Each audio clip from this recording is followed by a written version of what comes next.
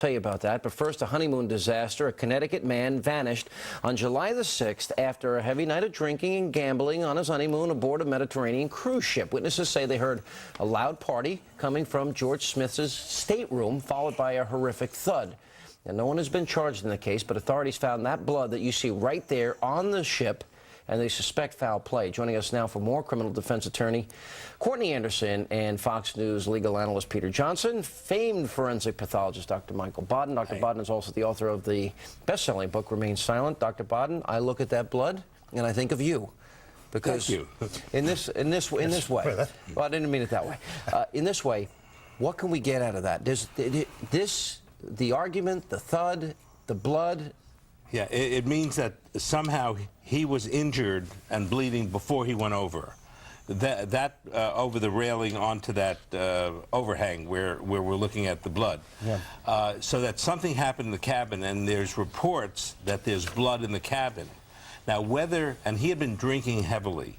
Now whether they were or on not, their honeymoon. I'm not going to make judgments. No, here. no, no. Right. The reason I'm mentioning that is whether he had fallen and injured himself, or whether somebody else did it to him, is causing him to bleed, and then causing him to go over the rail onto that spot, depends on interviewing everybody who knew what was happening. Peter Johnson, there've been talk, there were a lot of male voices there. Yes. What was odd to me is the wife woke up in the morning, went to the gym, didn't notice anything amiss, and he was reported missing after the cleaners found all the blood in the cabin and alerted the captain. Yeah, it's a bizarre set of facts. One report has it that, in fact, there was no report until cleaners found blood in the cabin, and the report, although we don't know if it's true or not, indicates that the wife did not make the report. Although I have to say that on your show the other night, the Connecticut State Attorney General Blumenthal, who's not connected with the case, observed in his opinion that there would be exculpatory evidence for the with regard to the wife. Yeah.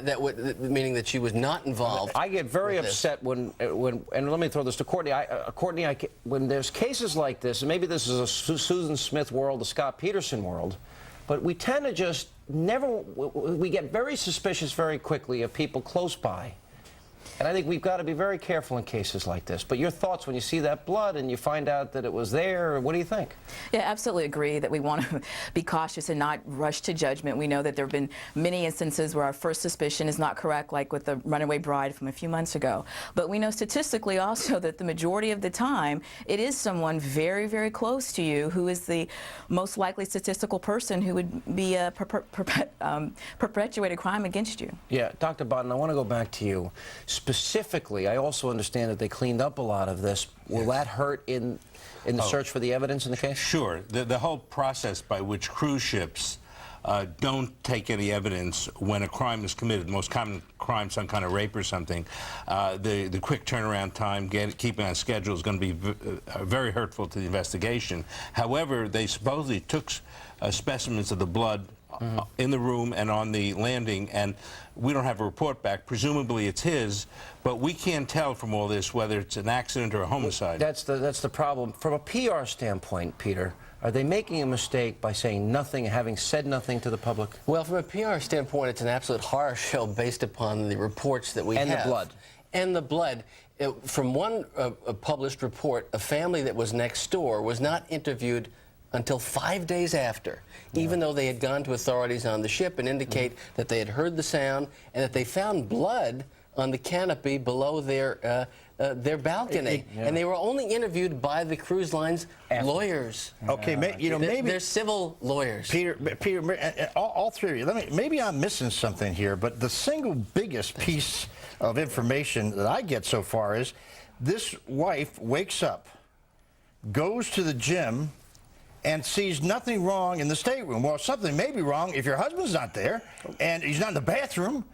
You just got married to the guy. Would you not think when you get up early, you go to the gym, and your old man's not next to you in bed that maybe something's missing? Well, I mean, I can understand luggage, maybe some jewelry, but the old man? I mean, come on. I also problem think it's that Peter has with not enough information, supposedly the wife never got to the stateroom. One of the stories came in that the wife slept on a deck chair because they'd both been drinking, and she never got to the stateroom, and then she went from the deck chair to the gym. Dr. Biden, let me just say, as a man who doesn't drink anymore that used to drink, if I drank that much was in a deck chair, I would not be in the gym early the next morning. Well, That's the thing. There's too much. There's also a report, and we don't know if it's true or not, that in which she indicated that she had no recollection of what had gone on the evening before.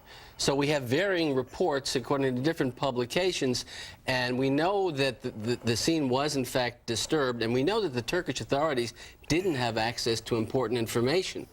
I mean, it's not until Fox uncovered these photos that these photos came out. Well, look, Courtney, let me ask you a question about this. The one thing we do have is this fellow next door saying he heard these male voices. There's male voices, multiple.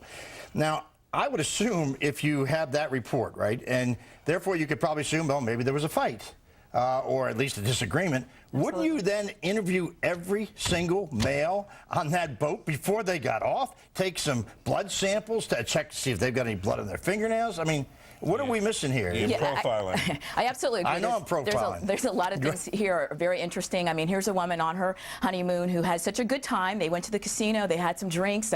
She either fell asleep on the deck chair or she passed out somewhere, wakes up, goes to the gym, either doesn't get to the stateroom. If she does, doesn't notice the blood, doesn't think it's strange her husband is missing. There's this loud argument, this party, male voices, female voices, a thud. It's a very intriguing situation. We know it's a large cruise ship. He didn't disappear. There's blood. So I do think that the cruise ship, I do think the Turkish authorities, and certainly now that the U.S. government has taken over this investigation, that we should see some kind of... Very quick question. There's a blood... you can't do it? I can't ask the question. I'm so fascinated by this now. No, you know what, though? Okay. The sad part is, I mean, you know, this is their honeymoon, and just no answers. I mean, all right, guys, thanks for being with us. Appreciate it. Thank you.